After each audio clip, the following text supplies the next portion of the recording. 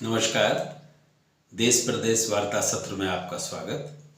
आज की वार्ता का विषय है स्वामी सहजानंद सरस्वती की प्रासंगिकता। स्वामी सहजानंद सरस्वती एक युग पुरुष थे। वो एक साथ सन्यासी और राजनीतिक दार्शनिक थे। जीवन के आरंभिक वर्षों में ही उन्होंने सन्यास धारण किया। शंकराचार्य की परंपरा में वो दंडी सन्यासी हुए और जीवन के मध्यकाल में सन्यास के साथ साथ वो सामाजिक राजनीतिक गतिविधियों की ओर आकृष्ट हुए और इस क्रम में भौतिकवादी दर्शन, मार्क्सवाद और लेनिनवाद की ओर उनका लगाव बढ़ा। लेकिन वो पूरे रूप में आध्यात्मिक भी बने रहे। उन्होंने एक अनोखा प्रयास किया। गीता, जो उनकी सर्वप्रिय पुस्तक थी, उसमें मार्क्सवाद को ढूंढने का बड़ा प्रयास स्वामी जी ने किया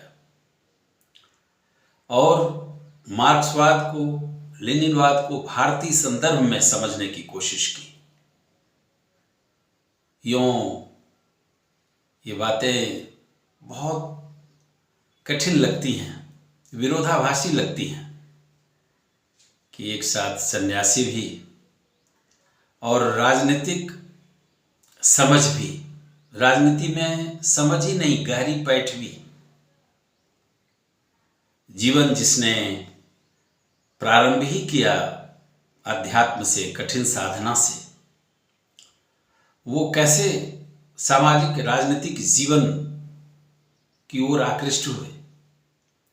यह भी एक बहुत दिलचस्प प्रसंग से बातें जुड़ी हुई हैं।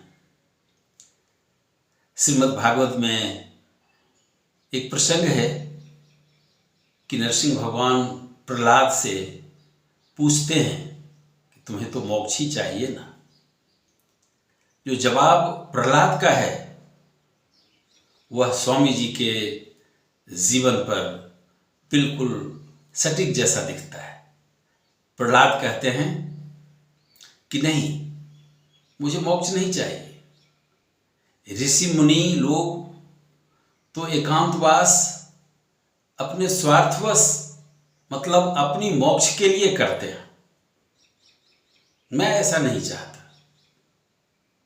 मैं स्वार्थी होना नहीं चाहता। मैं समाज में जो पीड़ित मानवता है उसकी सेवा में लगना चाहता हूँ। मैं उन्हीं के साथ रहूँगा, जीऊँगा, मरूँगा। स्वामी जी के भी जीवन में कुछ ऐसा ही दिखता है।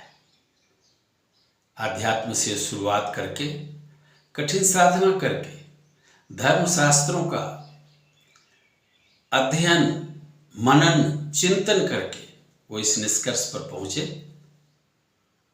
मानव जीवन की एक बड़ी मांग है कि वह अपने जीवन को इस रूप में बिताए, इस रूप में आगे बढ़ाए ताकि वह समाज के लिए, देश के लिए उपयोगी भी हो।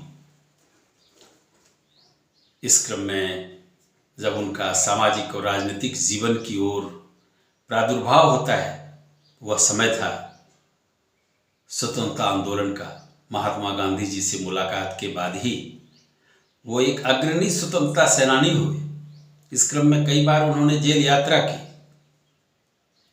और कांग्रेसी रहते हुए उन्होंने तत्कालीन सामाजिक व्यवस्था में जो सबसे पीड़ित लोग थे, किसान, मजदूर, उनकी बात को बहुत मजबूती से उठाया और उनकी हितों के लिए उन्होंने कांग्रेस के भीतर भी कभी समझौता करना पसंद नहीं किया। पहले बिहार प्रांतीय किसान सभा और फिर राष्ट्रीय किसान सभा की उन्होंने स्थापना की। किसान सभा की स्थापना करने के बाद इस सभा को, इस संगठन को उन्होंने संघर्षशील बनाने का अथक प्रयास किया उनकी किसानों के बारे में क्या समझ थी, किसान कैसे लड़े,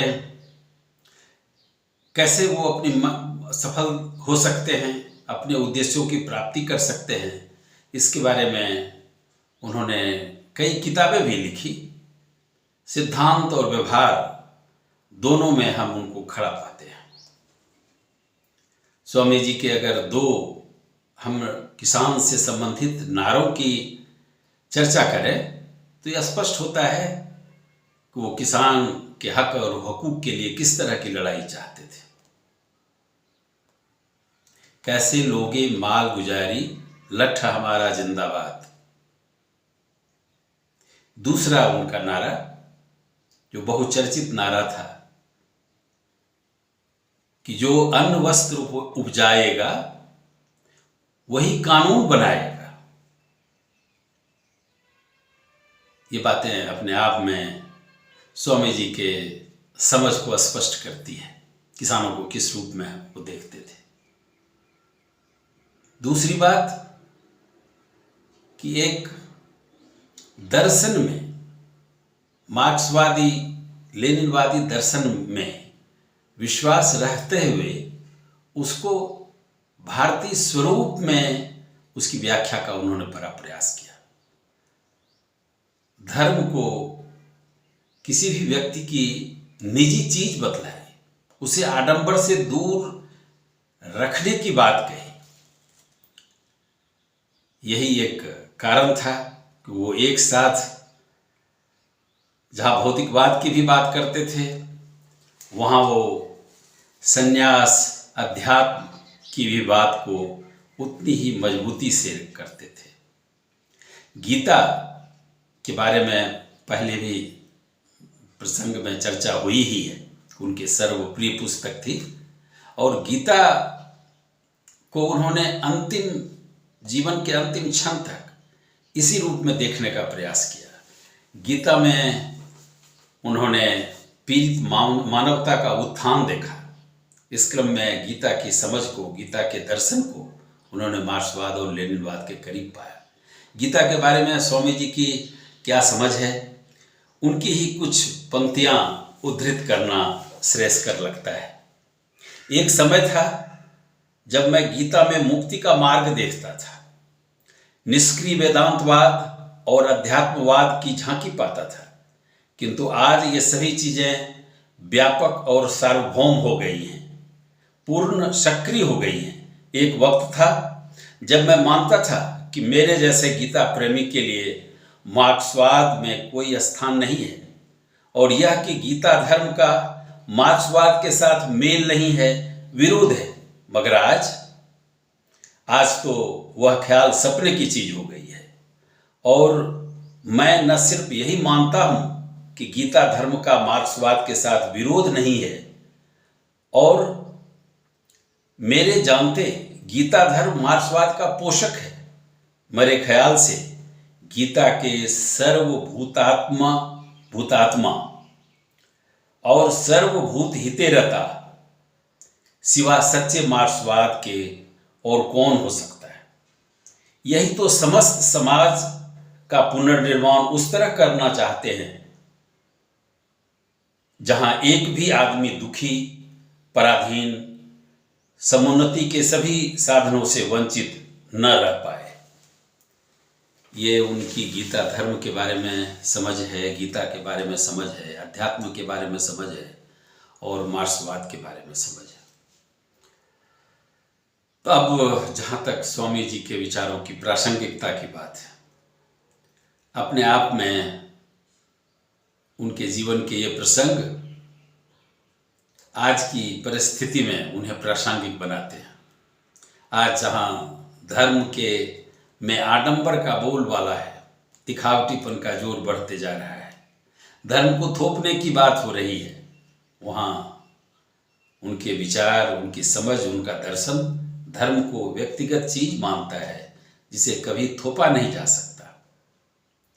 दूसरी ओर किसान आज भी संघर्षरत हैं, आंदोलनरत हैं। कुछ दिनों के बाद नए सिरे से किसान फिर से सक्रिय हो रहे हैं अपनी मांगों के लिए, और उनकी कौन सी मांग सर्व प्रमुख है कि उनकी उत्पादों का उचित दाम मिले, मिनिमम सपोर्ट प्राइस उन्हें मिले, इसे कानूनी रूप दिया जाए। जाहिर है ये दोनों सवाल धर्म का, किसानों के आंदोलन का, किसानों की सही मांगों को पूरा करने का अगर सच है, धार्मिक सद्भाव की जरूरत है, तो स्वामी जी की प्रासंगिकता बिल्कुल ही बनी हुई है। आप तो ऐसा बिल्कुल कह सकते हैं कि बीते समय में उनकी प्रासंगिकता और बढ़ते ही जा रही है। इस वीडियो में इतना ही। अगर आपको ये ठीक लगा तो आप इसे लाइक करें, चैनल को सब्सक्राइब करें। धन्यवाद।